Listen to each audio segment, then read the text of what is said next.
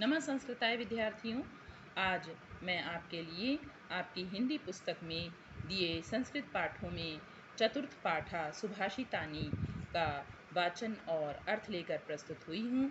सभी बच्चे अपनी किताब भी लेकर बैठेंगे जिससे कि उन्हें पढ़ने में और उच्चारण करने में आसानी रहे। तो प्रारंभ करते हैं सुभाषितानि पाठ। सुभाषितानि, सबसे पहले ये समझ लेते हैं कि सुभाषित का मतलब क्या होता है। सु उपसर्ग है, भाष धातु है, तो सु और भाष मिलकर बना है सुभाष। और क्योंकि यहाँ पर बहुत सारे हमें सुंदर कथन प्रयोग करने हैं तो इसका हमने प्रयोग किया है सुभाषितानि बहुवचन। जैसे बनता है फलम फले फलानि, पुस्तकम पुस्तके पुस्तकानि, ऐसी बनता है सुभाषितम सुभाषिते सुभाषितानि, यानी सुंदर कथन, बहुत सारे सुंदर कथन।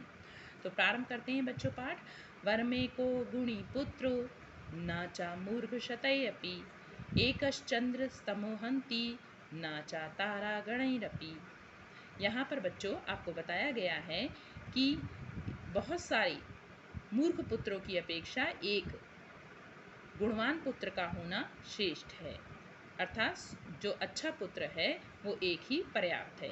तो वरम कहते हैं श्रेष्ठ, एको मतलब एक, गुणी गुणवान, पुत्रो पुत्र, ना का मतलब है न, चा का मतलब है और, चा बच्चों अव्यय होता है, पहले भी मैंने आपको अव्यय बताए हैं।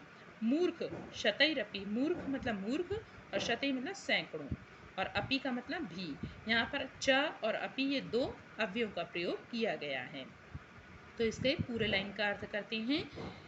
सैकड़ों मूर्ख पुत्रों की अपेक्षा एक गुणवान पुत्र, एक गुणवान पुत्र होना श्रेष्ठ है, अर्थात बहुत सारे मूर्ख पुत्र हों उसकी अपेक्षा एक श्रेष्ठ गुणवान पुत्र होना पर्याप्त है।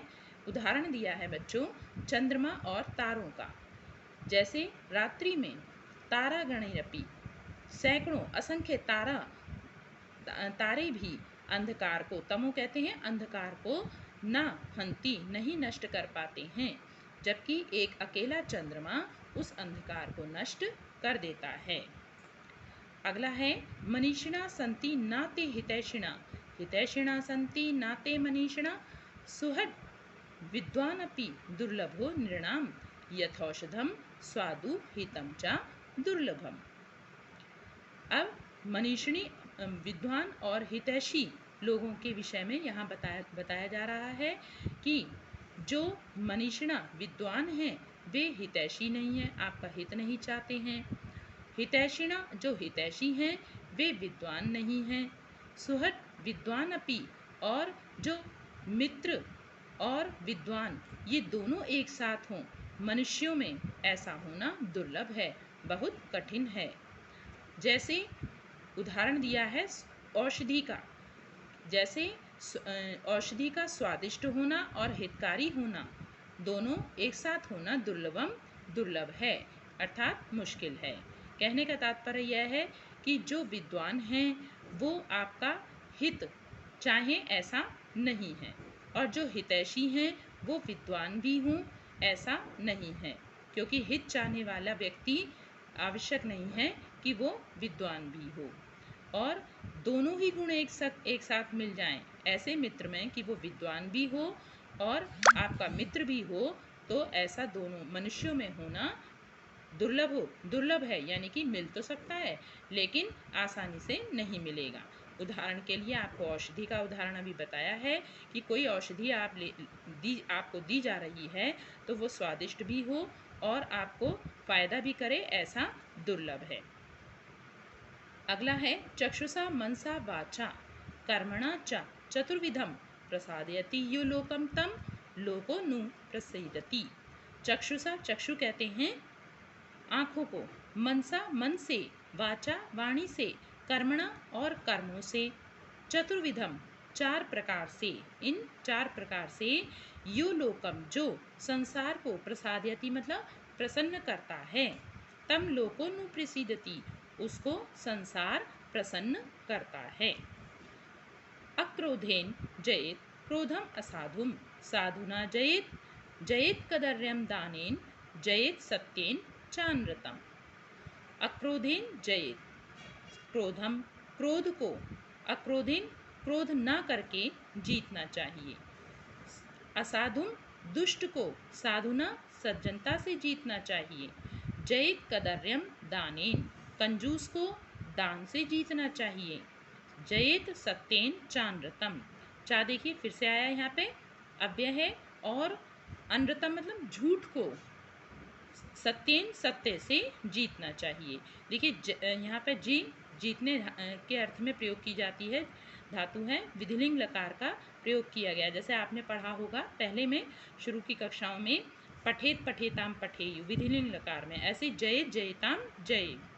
तो यहाँ पर ये विधिलिंग लकार का प्रयोग किया गया है, और जिसको जीतना है उसमें यहाँ पर द्वितीय विभक्ति प्रयोग की गई है। देखिए क्रोधम और असाधुम कदर्यम और यहाँ पर अनृतम, ये इनमें सब में द्वितीय विभक्ति का प्रयोग किया गया है, और जिससे जीतना है उसमें तृतीय विभक्ति का प्रयोग किया गया है। अक्रोधेन देखिए यहाँ पर, और आपका बना है साधुना तृतीया में, और दानेन तृतीया में, सत्येन तृतीया में। तो अक्रोधेन यानी क्रोध न करके जीतना चाहिए। तो एक बार फिर से जल्दी से देख लेते हैं इसको। क्रोध को क्रोध ना करके जीतना चाहिए। दुष्ट को सज्जनता से जीतना चाहिए। कदर्यम कंजूस को दान से जीतना चाहिए। और अनृतम मतलब झूठ को सत्य से जीतना चाहिए। अगला है अकृत्वा पर संतापम अकृत्वा खल मंदिरम अनुलंघे सताम मार्गम यत स्वल्पमिति तद बहु। अकृत्वा ना करके, कृत्वा का मतलब होता है करके, और अकृत्वा मतलब ना करके। पर संताप गत्वा दूसरों को संताप मतलब दुख ना देकर। खल मंदिरम, खल कहते हैं दुष्ट को, और मंदिर का मतलब यहाँ मंदिर देवालय से नहीं मतलब है, यहाँ पे दुष्टों के घर से मतलब है। मंदिर का मतलब घर, और दुष्टों के घर ना जाकर। अनुलंघे सताम मार्गम सज्जनों के मार्ग का उल्लंघन ना करके। उल्लंघन मतलब उल्लंघन, और अनुलंघे मतलब उल्लंघन ना करके। तो सज्जनों के बताए हुए मार्ग का उल्लंघन ना करके। यत स्वल्पम अस्ति, जो स्वल्पम मतलब थोड़ा भी प्राप्त होता है, तद बहु वह बहुत है। अर्थात हमें किसी को दुखी नहीं करना चाहिए, और दुष्टों की संगति नहीं करनी चाहिए, उनके घर नहीं जाना चाहिए, और सज्जनों के द्वारा बताए हुए मार्गों का उल्लंघन नहीं करना चाहिए। ऐसा करके हमें यदि थोड़ा सा भी सुख, थोड़ा सा भी धन, थोड़ा सा भी ज्ञान प्राप्त हो जाता है तो वह बहुत है। सत्याधार तपस्तैलम दयावर्ती क्षमा शिखा अंधकारे प्रवेष्टे दीपो यत्नेन वार्यताम। अब ऐसे दीपक की बात की जा रही है जिसका जो आधार क्या बताया है, सत्य है, और तपस्या क्या है, तेल है। क्योंकि दीपक को जलाने के लिए देखिए एक दीपक की आवश्यकता होती है, दीपक में नीचे तली होनी चाहिए। तो वो तली क्या है, उसकी आधार क्या है, सत्य।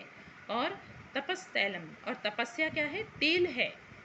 दयावर्ती, और दया क्या है, वर्ती, जो उसमें बत्ती डाली जाती है उसे दया का नाम दिया है। क्षमा शिखा, और क्षमा क्या है, शिखा। शिखा मतलब उसकी लौ, जब दीपक जल जाता है तो उसमें ऊपर लौ आती है, तो क्षमा शिखा है यानी लौ है। अंधकारे प्रविष्टे, ऐसे अंधकार में प्रवेश करते हुए ऐसे दीपक को यत्नेन वार्यताम प्रयत्न पूर्वक, वार्यताम मतलब जलाना चाहिए। एक बार फिर से देखेंगे इसे। सत्याधार सत्य आधार है। तपह तेलम तपस्या तेल है।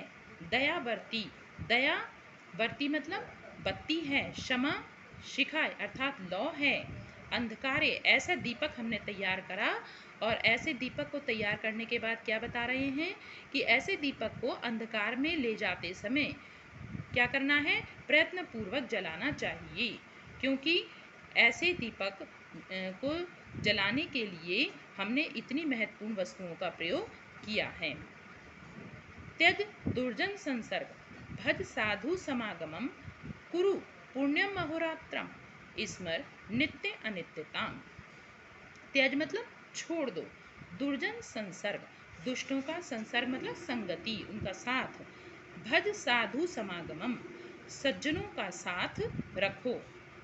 कुरु पुण्य अहोरात्रम। अहोरात्रम देखिए यहाँ पे आपका द्वंद्व समास है।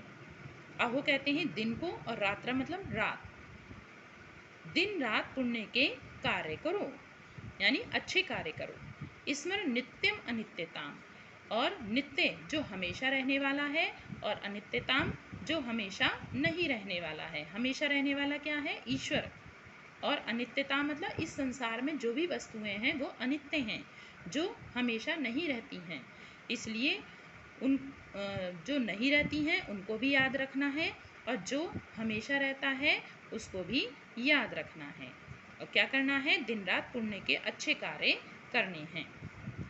मनसी वचसी काय पुण्य पीयूष पूर्णा त्रिभुवन उपकार श्रेणी भी प्रीणयंताः पर गुण परमाणून पर्वती कृत्य नित्यम निज हृदय विकसंता संति संता कियंताः। मनसी मन से, वत्सी वाणी से, काय शरीर से, पुण्य पीयूष पूर्णा, पुण्य मतलब अच्छे कार्य, पीयूष मतलब अमृत, अमृत के समान अच्छे कार्यों से परिपूर्ण भरे हुए त्रिभुवन, त्रिभुवन तीनों लोक में उपकारों की श्रेणी यानी श्रृंखला, उपकारों की श्रृंखला को प्रीणयंताः प्रेम पूर्वक ऐसी उपकारों की श्रृंखला को करके, उपकार करके, प्रीणयंता मतलब प्रसन्न करते हैं। परमाणु पर गुण परमाणु, और दूसरे के परमाणु के समान, परमाणु बहुत छोटा होता है बच्चों, तो परमाणु के समान दूसरे के गुणों को पर्वत के समान, और पर्वत बहुत बड़ा होता है, तो पर्वत के समान हमेशा ही करके निज हृदय, अपने हृदय में, विकसंता मतलब धारण करना, अपने हृदय में खिलाना। विकसंता का मतलब होता है विकसित करना, खिलना, जैसे फूल खिलता है। तो यहाँ पर मेन अर्थ तो इसका बच्चों विकसंता का मतलब खिलना है, लेकिन हमारे हृदय की बात हो रही है तो हृदय में प्रवेश करना, इसका मतलब है हृदय में धारण करना।